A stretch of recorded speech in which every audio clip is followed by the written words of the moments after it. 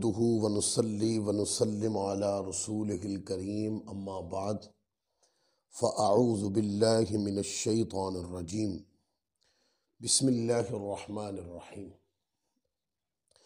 पिछला हमारा जो दर्स था जिसमें हमने हदीस बयान करने का तरीका बताया था आज, और उसके अंदर फिर हमने वो तमाम हदीस भी बयान की कि जिसके अंदर हुज़ूर अलैहिस्सलाम की ज़ात अक़दस की तरफ गलत बात मंसूब करना, यानी कि हुजूर की ज़ात की तरफ झूठ मंसूब हो जाना, इस हवाले से भी हमने काफ़ी इस मौजू पर मुख्तलिफ़ अक़वाल मुख्तलिफ़ हदीसें पढ़ी थी कि ये दुरुस्त नहीं है और इसकी एहतियात किस अंदाज में की जाती है वो भी बताया था। और उसमें वईद बताई थी कि हुजूर अलैहिस्सलाम की ज़ात अक़दस की तरफ झूठ का जो इंतिसाब है ये दोज़ख में जाने का सबब है। लिहाजा हदीस बयान करने वाले दोस्तों को इन तमाम चीज़ों की एहतियात करनी चाहिए। आज जो हम नया सबक पढ़ रहे हैं या नया मजमून ले रहे हैं वो ये है कि देखें, एक होता है आम बंदे की तरफ झूठ बोलना, आम बंदे की तरफ झूठ मंसूब कर देना। ये आम बंदे की तरफ झूठ मंसूब करना या किसी की तरफ झूठी बात तोहमत लगा देना ये बुरी बात है, गुनाह है और गुनाह कबीरा है, ठीक है। और अगर झूठ बेएहतियाती में या जानबूझकर हुजूर अलैहिस्सलाम की ज़ात की तरफ बोल दिया जाए, बेएहतियाती से बोल दिया, एहतियात ना किया, यह भी दुरुस्त रवैया नहीं, यह भी गुनाह है जल्दबाजी में। लेकिन अगर किसी ने झूठ जानबूझ के बोल दिया तो यह सिर्फ कबीरा नहीं है, यह अकबरुल कबाइर है, अकबरुल कबाइर। इसलिए उलमा किराम ने हदीस बयान करते हुए इस चीज़ की एहतियात के हवाले से बात की अपनी किताबों में कि जब भी हदीस बयान की जाए तो कोशिश करें कि हुजूर अलैहिस्सलाम की ज़ात अक़दस की तरफ उस बात की निस्बत की जाए जो हुजूर अलैहिस्सलाम ने इरशाद फरमाई है। और आपने क्या इरशाद फरमाया, वो हदीस की किताबें लें, उसकी सनद पढ़ें और सनद पढ़ने के बाद उसके हुक्म हदीस को वाज़े करें, फिर उसका मतन पढ़ें, फिर तर्जुमा करें, फिर उसके ऊपर आइम्मा किराम की दलाइल की रोशनी के अंदर उसकी शरह बयान करें, और फिर आप उसके ऊपर किसी की तरबियत करना चाहते हैं तो उस शरह के तनाजुर में आगे आप दलाइल दें, तरबियत करें और मुख्तलिफ इल्म की तकसीमात करें और लोगों तक बात को पहुँचाएँ। ये मेरे हाथ में जो जिससे मैं अब बात करने लगा हूँ ये तदरीबुर रावी है, इमाम जलालुद्दीन सयूती रहमतुल्लाह अलैह की। वो इस पर बात करते हैं इमाम जलालुद्दीन सयूती रहमतुल्लाह अलैह। अल मौसूअतुल फ़क़ीह भी है। कहते हैं कि वैसे ये बात तदरीबुर रावी की है असल, कि कहते हैं कि इस बात पर फ़ुक़हा का इजमा है कि रसूलुल्लाह सल्लल्लाहु अलैहि वसल्लम पर इरादा करके झूठ बोलना सबसे बड़ा कबीरा गुनाह है। एक है भूले से हो गया, एक है बेएहतियाती से हो गया। ये दो जुमले भी गलत हैं, भूले से हो जाना, एहतियात ना करना। तो भूले से हो गया माना यह है कि आपके पास इल्म की कमी है, कमजोरी है। सो जब आपके पास इल्म की कमजोरी है तो आपको बात बयान ही नहीं करनी चाहिए। और दूसरी बात यह कि जल्दबाजी में बेएहतियाती में हो गया तो फिर आप इल्म बयान करने में कमजोर है, आप इल्म की पुख्तगी के लिए किसी मजबूत उस्ताद के पास जाए। और अगर जानबूझ के किया, फतवा इस पर दे रहे हैं, अगर जानबूझकर ऐसा किया तो फिर क्या है, फरमाया कि ये कबीरा गुनाह है, जानबूझकर बोला।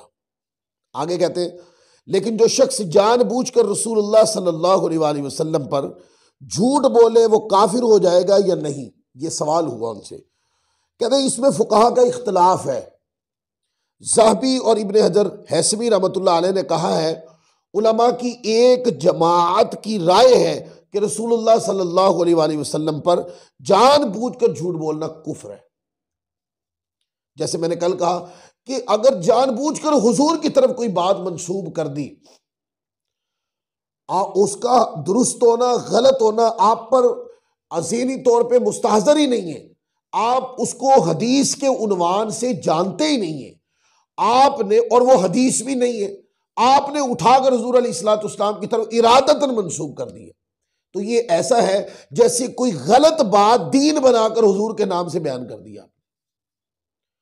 तो वो कहते हैं इस पर बाज फुकहा ने जानबूझकर झूठ बोलने वाले के ऊपर कुफर का फतवा दिया, जो इस्लाम से खारिज कर देता है बंदे को। फिर आगे कहते हैं, और इसमें कोई शुबा नहीं कि किसी हराम को हलाल करने में या किसी हलाल को हराम करने में अल्लाह और उसके रसूल पर जानबूझकर झूठ बोलना खालिस कुफर है। अब वो कहते हैं इस बात पर आपने गौर किया जाएगा कि जिस बंदे ने इरादतन कोई बात अल्लाह और उसके रसूल की तरफ मंसूब कर दी और उसका ताल्लुक हराम और हलाल के साथ था और बात सिरे से ही गलत थी, वो कहते हैं इसमें कोई इख्तलाफ नहीं है कि यह जुमला कुफरिया है। यहां कलाम सिर्फ उस झूठ में है जो इसके अलावा में हो।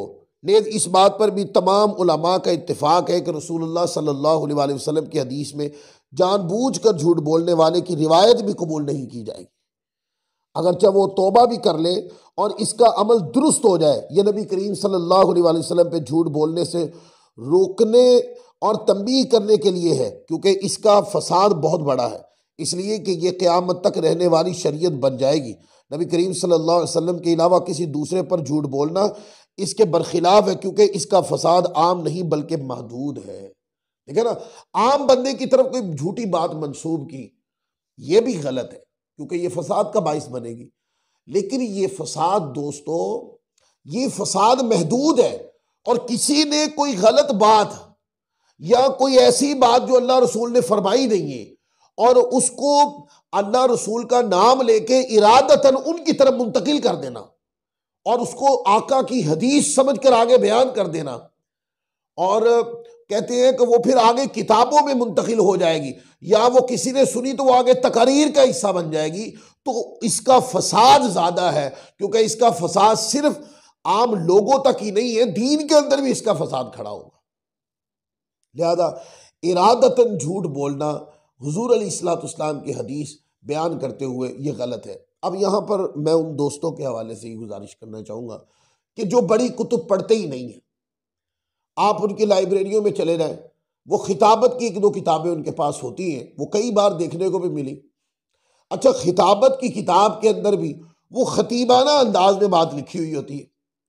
अब देखें, चाहिए तो ये कि किताब चाहे खिताबत की हो या इसके अलावा कोई किताब हो, होना तो ये चाहिए कि उस किताब के अंदर अगर कोई हदीस बयान की गई है उसकी पूरी तखरीज बयान होनी चाहिए, ताकि जो बंदा किताब पढ़ने वाला अगर वो आम आदमी है तो उसको पता चल जाए कि खिताबत की किताब के अंदर ये जो बात बयान की गई है ये हुजूर की हदीस है और ये फलां हदीस की किताब में है। और दयानतदारी का मुजाहरा ये है कि उसको जाकर खिताब करने वाला बंदा उस किताब से जाकर देखे।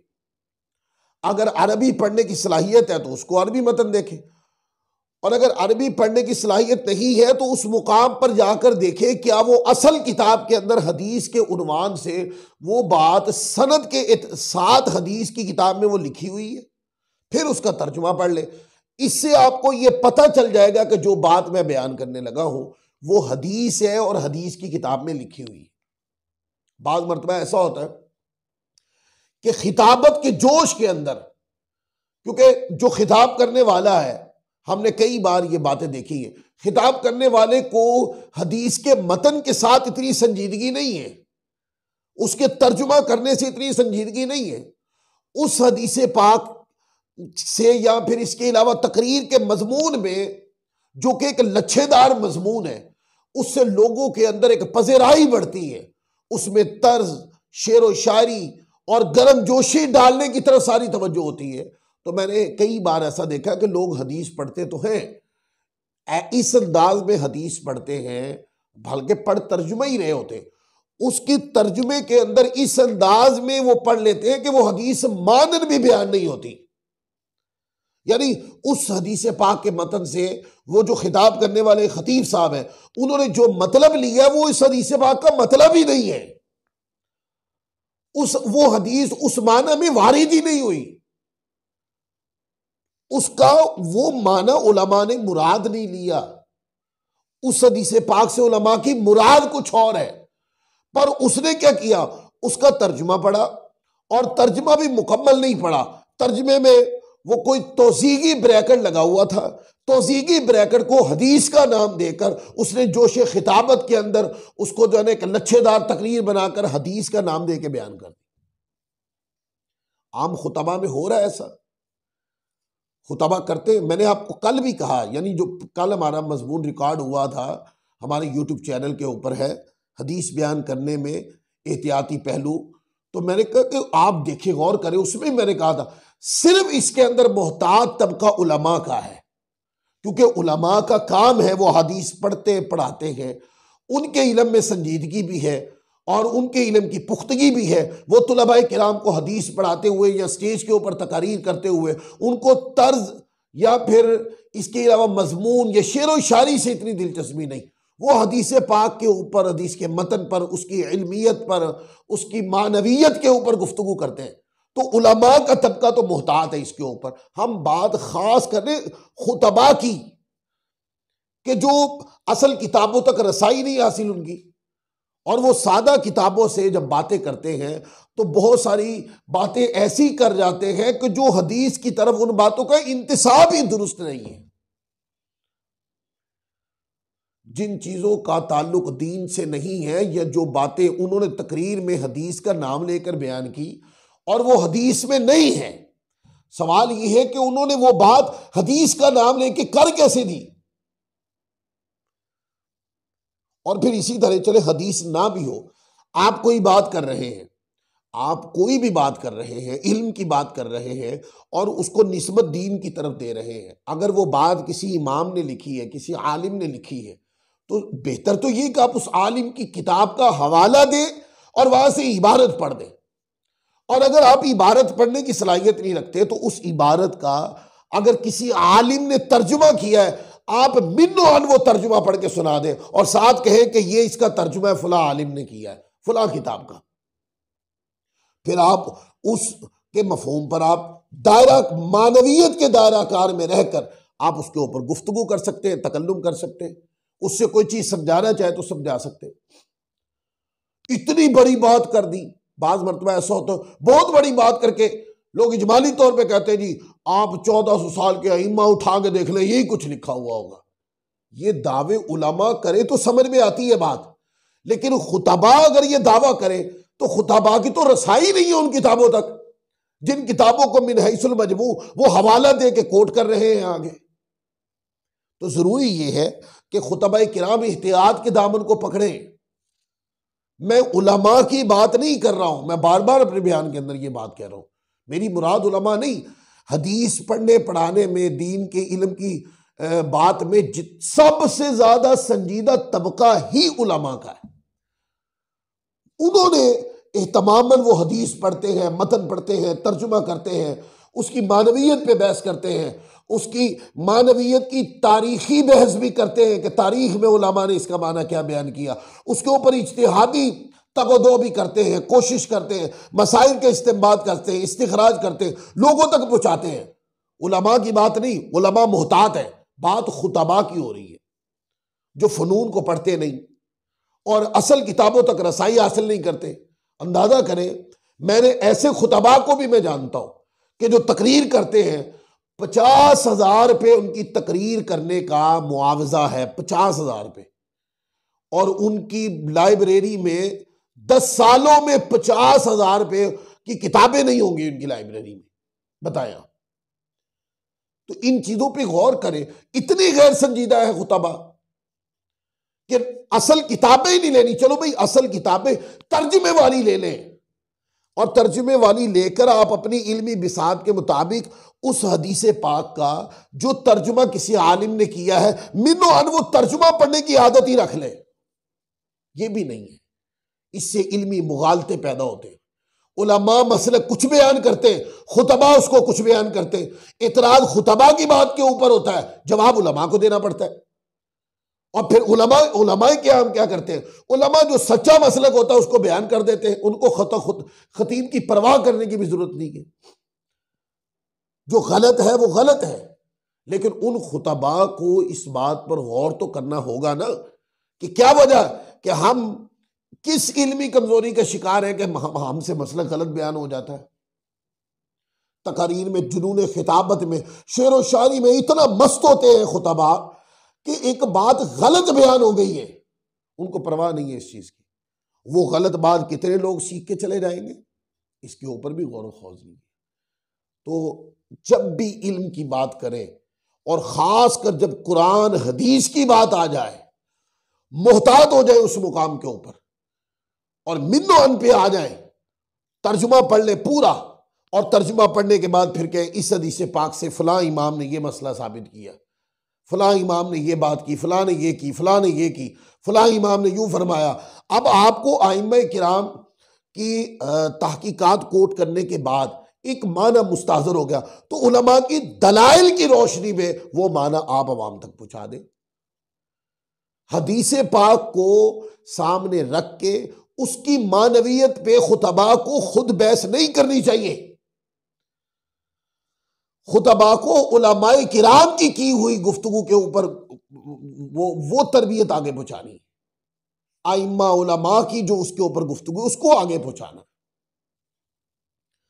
तो आप देखते हैं एक एक किस्म बयानी कि आम बंदे की तरफ झूठ मंसूब कर दिया, ये कबीरा गुनाह।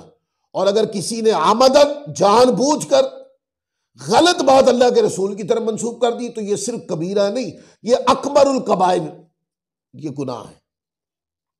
फिर इसी तरह जैसे मैंने पिछला वाला दिया, ये इमाम जलालुद्दीन सयूती रहमतुल्लाह अलैह की तदरीबुर रावी पढ़ रहे थे हम। आगे ये भी इमाम ज़हाबी रहमतुल्लाह अलैह भी है, ये उन्होंने भी अपनी किताब में इसको लिखा है।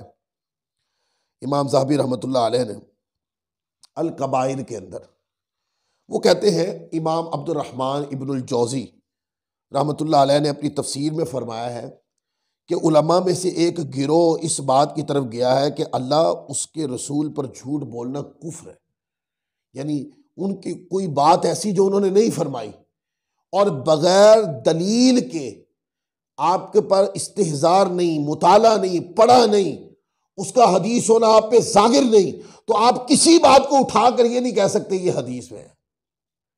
उन्होंने कहा अगर जानबूझ के झूठ बोला और वो अल्लाह रसूल ने फरमाया नहीं है तो बाज़ उलमा ने इसके ऊपर कुफ्र का इतलाक किया। फिर इसको फेर देगा उसको मिल्लत इस्लाम से, बेशक हलाल को हराम और हराम को हलाल कहकर अल्लाह और उसके रसूल पर झूठ बोलना ही कुफ्र है। क्योंकि जो बंदा गलत बात करेगा अगर हलाल हराम के तनाजुर में, ये तो खालिस कुफ्र है, क्योंकि उसने हलाल और हराम कहकर जब निस्बत अल्लाह के रसूल की तरफ कर दी तो झूठा दीन मंसूब कर दिया उसने। फिर इसी तरह आगे चले, अगली बात है तहज़ीरुल खवाइस। ये अब्दुर रहमान बिन अबी बकर, इमाम जलालुद्दीन सयूती रहमतुल्लाह अलैह ने भी इसको रिवायत किया। कहते हैं कि मेरे इल्म में गुनाह कबीरा में कोई गुनाह ऐसा नहीं जिसके मुर्तकिब की अहले सुन्नत में से किसी ने तकफीर की हो। फिर आगे कहते हैं सिवाय रसूलुल्लाह सल्लल्लाहु अलैहि वसल्लम पर झूठ बोलने वाले के, क्योंकि इमामुल हरमैन के वालिद शेख अबू मोहम्मद जुवैनी जो हमारे असहाब में से हैं फरमाते हैं कि जो रसूलुल्लाह सल्लल्लाहु अलैहि वसल्लम पर जानबूझ कर झूठ बांधे वो ऐसा कुफ्र करता है जो उसे मिल्लत इस्लामिया से खारिज कर देता है। और इस मसले में उनकी इत्तिबा उनके हजरात ने की, उन हजरात ने की जिनमें इमाम नासरुद्दीन इब्ने मुनीर हैं, फिर शामिल हैं भी शामिल है जो मालिकियों के आइम्मा में से हैं। और ये बात इसके अकबरुल कबायर होने पर दलालत करती है, क्योंकि अहले सुन्नत के नज़दीक कोई ऐसा कबीरा गुनाह नहीं जो कुफ्र का तकादा करता हो। अब वो कितनी निखेड़ दी बात, उन्होंने कहा कि कबीरा गुनाह लायके मुज़म्मत ज़रूर है पर कबीरा गुनाह से बंदा काफिर नहीं होता। ये ही सबसे बड़ा कबीरा गुनाह है कि कोई बंदा ऐसी गलत बात जो अल्लाह के रसूल ने फरमाई नहीं है और वो जानबूझ कर अल्लाह के रसूल की तरफ मंसूब कर दी, यानी गलत दीन मंसूब कर दिया उसने। फिर आगे इसी तरह अल्लामा इब्न हजर अस्कलानी रहमतुल्लाह अलैह ने फरमाया इस हवाले से, और बातें शेख अबू मोहम्मद जुवैनी ने फरमाया बेशक रसूलुल्लाह सल्लल्लाहु अलैहि वसल्लम पर झूठ बोलना कुफ्र है। बाज़ मुताखिरीन ने फरमाया कि उलमा में से एक गिरोह है इस तरफ गया है कि अल्लाह और उसके रसूल पर झूठ बोलना मिल्लत इस्लामिया से बंदे को खारिज कर देता है। अब इख्तियात का दामन कैसा होना चाहिए। फिर इसी तरह आगे इबारत है, फैजुल कदीर की इबारत है। फैजुल कदीर के अंदर वो कहते हैं कि ये शदीद वईद इस बात का फायदा देती है कि रसूलुल्लाह सल्लल्लाहु अलैहि वसल्लम पर झूठ अकबरुल कबाइर है, बल्कि बाज ने इसे कुफर शुमार किया है। फिर आगे देखें, इमाम अहले सुन्नत की बात देखें। आला हज़रत रहमतुल्लाह अलैह ने फतावा रज़विया शरीफ के अंदर जिल्द 15 सफ़ा नंबर 158 उठा लें। आला हज़रत फरमाते हैं अहले सुन्नत किसी कबीरा का किसी भी कबीरा गुनाह को कुफर नहीं समझते। मैं फिर बार बार कह रहा हूं, कबीरा गुनाह लायके मुजम्मत है। कबीरा गुनाह अल्लाह की नाराजगी का बाइस है। कबीरा गुनाह से बंदा काफिर नहीं होता। वही बात फरमाते हैं कि अहले सुन्नत किसी कबीरा का इर्तिकाब को कुफर नहीं कहते जब तक इस्तिहलाल वगैरह और मुकफ़रात के साथ ना हो, मगर रसूलुल्लाह सल्लल्लाहु अलैहि वसल्लम पर इफ्तरा यानी झूठ को इमाम अबू मोहम्मद जुवैनी और उनके वालिद ने इस पे ऊपर कुफर का हुक्म बताया। अल्लाह अकबर। फिर इबारत नकल कर दी आगे इमाम नववी रहमतुल्लाह अलैह साहिब शरा मुस्लिम, वो भी फरमाते हैं, कहते हैं और जो रसूलुल्लाह सल्लल्लाहु अलैहि वसल्लम पर इरादतन एक भी हदीस भी झूठ बोले तो वो फासिक है। उसकी वारिद शुदा तमाम रिवायात से दलील नहीं पकड़ी जाएगी, बल्कि दलील बातिल होगी। अब ये तमाम अकवाल आइम्मा किराम के पढ़ने का मकसद क्या है? मकसद सिर्फ ये है कि देखिए, वैसे इल्म को मुंतकिल करने में एहतियात का दामन पकड़ना चाहिए कि फलां इमाम ने क्या कहा। आप अरबी इबारत नहीं पढ़ सकते तो किसी आलिम ने उसका जो तर्जुमा किया है, काबिल आलिम ने, तो आप वो तर्जुमा पढ़ के सुना दें। इतनी एहतियात करें। लेकिन जब बात आ जाए कुरान की और हदीस की, कुरान के माना की और हदीस पाक के मतन की, तो अब एहतियात का दामन जरा भी नहीं छूटना चाहिए। ये ना हो कि तकरीर की गर्मी चढ़ी हुई हो और तर्ज का जुनून सवार हो और शेर व शायरी ने मत मारी हुई हो और जनाब अली कुछ का कुछ कह दिया और पता नहीं चला। इल्म के लिए संजीदगी जरूरी है। मैंने देखा है कि खुतबाए किराम ने शेर व शायरी का माहौल गर्म करके तर्ज और लबो लहजे तर्ज जो बनाकर इस अंदाज ने इन इल्मी मजालिस की संजीदगी को खत्म कर दिया। अब गैर संजीदगी यहां तक बढ़ गई है कि खुतबा जो है वो एक तकरीर के हजारों रुपए लेते हैं और अगर किसी खतीब ने बाहर से आना हो तो लाखों रुपए भी लेते हैं। अगर इल्म की मजालिस इतनी महंगी होती चली जाएंगी तो मुझे बताएं, लोग इल्म से दूर नहीं होंगे तो कहां होंगे? उनको पता है कि यार एक आलिम को बुला के तकरीर सुनना इतना मुश्किल हो गया कि लाखों रुपए चाहिए, लोग नहीं आएंगे इस तरह।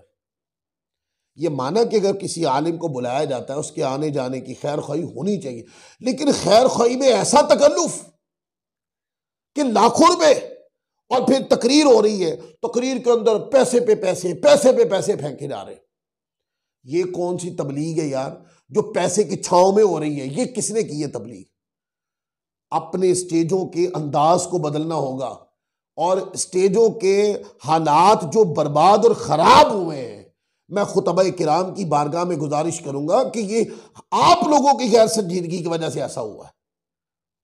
नुकबा आके बैठते हैं स्टेजों के ऊपर और वो इल्म की धज्जियां उड़ा के रख देते हैं। उनको मसलक से गर्ज कोई नहीं, नुकबा को, नात खानों को भी बाज मसलक से कोई गर्ज नहीं। अपना पैसा टका जेब में डाला और जो राफजियत है या जो गैर माकूल बातें हैं शेर व शायरी की सूरत में एक लच्छेदार सा माहौल बना के वो चले जाते हैं। उसके बाद खुतबा आ जाते हैं। वो जो रही सही कसर होती है इल्म दीन के स्टेज की, वो खुतबा निकाल के चले जाते हैं।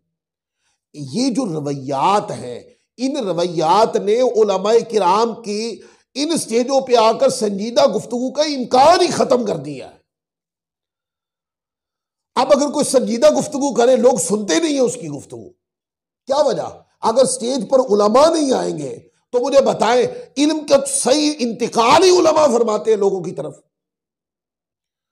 इल्म की पुख्तगी उलमा के पास है, सगी दीन उलमा के पास है, किताबें उन्होंने पढ़ रखी है। और अगर वही तकरीर नहीं कर सकते, क्योंकि खुतबा ने, नुकबा ने माहौल ऐसा बना दिया है, इस माहौल ने नुकसान पहुंचाया है। तो मेरी बातों को बराए करम कोई बंदा बुरा ना महसूस करे। मैं अपना वो दर्द बयान कर रहा हूं कि क्या वजह कि संजीदा उलमा स्टेज पर क्यों कम क्यों है, या फिर इल्म की संजीदा महाफिल वो कम क्यों है, गैर संजीदा महाफिल ज्यादा है। इसलिए कि खुतबाए किराम ने इन मजालिस को, इसका रेट बोर्ड महंगा कर दिया है। फिर स्टेज के ऊपर बैठकर गैर संजीदा तकरीरें, शेर व शायरी, तर्ज लगा लगा कर लोगों को अफसाने सुनाए। लोग हदीस सुनने के लिए राजी नहीं, कुरान आयत पढ़े, तफसीर के लिए उलमा को कोट करने लग जाए हैं। और इल्म की पुख्तगी के लिए थोड़ी मुश्किल बात अगर स्टेज के ऊपर हो जाए, लोगों को जो है ना जमाइयाँ आना शुरू हो जाती। और वो उस महफिल में अगर कोई खतीब आ जाए, वो शेर व शायरी शुरू हो जाए, लोग खड़े होकर पैसे फेंकना शुरू कर देते। शेर व शायरी का नाम इल्म नहीं है, इल्म नाम है कुरान हदीस का। खुतबा ने शेर व शायरी की आग भड़काई स्टेजों के ऊपर, और खुतबा ने, नुकबा और खुतबा ने मिलकर यह काम किया। तो ये मेरी गुजारिश है कि बराए करम स्टेजों के ऊपर संजीदगी को जन्म दें, तकरीर करें, फोकस कुरान हदीस को करें, कुरान और हदीस को फोकस करें, दलाइल कुरान हदीस के तनाजुर में आए। जोर शेर व शायरी पे मत दें, जोर तर्ज पे मत दें। जोर देना है तो हदीस की इबारत के ऊपर जोर दें, कुरान मजीद की आयत पे जोर दें, तफसीर पर आइम्मा के अकवाल कोट करें। इस तरह आइम्मा की शुरुआत को बयान किया जाए, लोगों को शनासाई करवाएं दीन की। अब ऐसा होता है कि जब हम संजीदगी से इल्म मुंतकिल ही नहीं करते तो नुकसान क्या होता है? नुकसान ये होता है कि हमारे लोगों से जब सवाल पूछा जाता है तो चूंकि हमने कोई किसी पुख्ता आदमी की तकरीर उन लोगों ने सुनी नहीं होती, तो सवाल होता है, लोग लाजवाब हो जाते हैं। फिर क्या होता है? बंदे टूटना शुरू हो जाते हैं। लिहाजा ये क्लिप मेरा कहीं लंबा ना हो जाए, तो ये मेरी गुजारिश है उलमाए किराम, खुतबाए किराम और नुकबाए किराम की, और ख़ास कर नात खान हज़रात की, उलमा के अदब को सामने रखें और स्टेज के माहौल की संजीदगी को बरकरार रखें। अल्लाह ताला हम सबको अमल की तौफीक अता फरमाए। वमा अलैना इल्लल